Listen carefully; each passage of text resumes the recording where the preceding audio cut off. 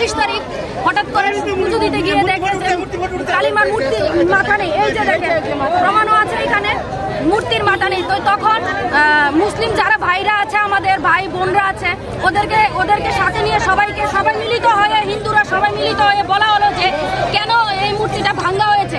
ওরা বললো যে ঠিক আছে, মূর্তি যেহেতু ভাঙ্গা হয়েছে, তো আমরা হিন্দুরা বললাম যে ঠিক আছে, আমাদের মূর্তি ভাঙ্গা হয়েছে, তাহলে আমাদের মূর্তি আবার গড়ে দিতে হবে, আমাদের মূর্তি গড়ে দিতে হবে।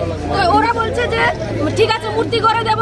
তো ওই কথা বলে তারপর কি করেছে, পরে দিয়ে আমাদের হিন্দু ভাইয়েরা ওইখানে গেল, মূর্তি ভাঙলো। আমাদের হিন্দু মূর্তি ভেঙেছে, তো আমরা সবাই যাব দেখতে, সবাই যাব, যারা হিন্দু ভাই বোন আছে সবাই দেখবে, কারণ আমাদের ধর্ম নষ্ট হয়েছে ওইখানটায়। তো ধর্ম নষ্ট হওয়ার কারণে আমাদের হিন্দু ভাইরা ওইখানে গিয়ে মূর্তি দেখলো, দেখে সবাই হতভম্ব হয়ে গেছে। কি হঠাৎ করে এখানে এত বছর যাবত কোনোদিন এরকম হয়নি, হঠাৎ করে এরকম ঘটনা কেন হলো? বাংলাদেশে মূর্তি ভাঙছে যে এরকম, ঠিক ত্রিপুরা তো এই ঘটনাটা কেন হবে, কেন হলো এই ঘটনা ত্রিপুরাতে? তখন ওই জায়গাতে হিন্দু ভাইয়েরা গেল, যাওয়ার পরে মুসলিম যে মহিলারা আছে দাও কুড়াল নিয়ে ওদের উপর আক্রমণ করে। আমাদের হিন্দু ভাইয়ের হাতের মধ্যে খুব পড়েছে, 4-5টা বাইক ভেঙেছে, 2টো বাইক আটকিয়ে রেখেছে। তারপর কালকে হঠাৎ করে রাতের বেলা আমাদের হিন্দু ভাইদেরকে নিয়ে যাওয়া হলো। কি কারণে? ওদের কি অপরাধ ছিল? ওদের কি অপরাধ ছিল? ওদের ছাড়তে হবে, ছাড়লেই আন্দোলন বন্ধ হবে, না হলে বন্ধ হবে না। কতজনকে নেওয়া হয়েছে? 5জনকে নেওয়া হয়েছে, 5জনকে নেওয়া হয়েছে। আর তারা প্রত্যেক সময় উস্কানিমূলক আলাপ করছে। কি কারণে নিছে? ওদের কোনো দোষই নেই, ওরা ওইখানে মূর্তি দেখতে গেছে, ওইটাই ওদের দোষ, ওইটাই ওদের দোষ।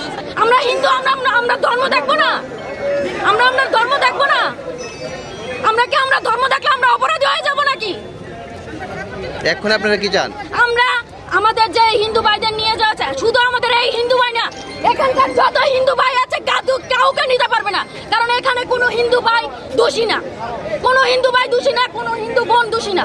তাহলে ওদেরকে কেন নিয়ে যাওয়া হলো? ওদেরকে নিয়ে যাওয়া হলো কি কারণে নিয়ে যাওয়া হলো? কোনো কিছুই বলেনি। রাত্র 11টার সময় 2টার সময় নিয়ে যাওয়া হলো। अभी तक 5 लोग अरेस्ट किया है। तो आज थोड़ा रोड ब्लॉक किए थे, तो अभी तो पैसिफाई करके रोड क्लियर हो गया है। अभी सिचुएशन कंट्रोल में है। इसमें और भी लीगल एक्शन होगा अभी। अभी कितने लोग थे इस घटना में और अभी कितने लोग अरेस्ट हुआ?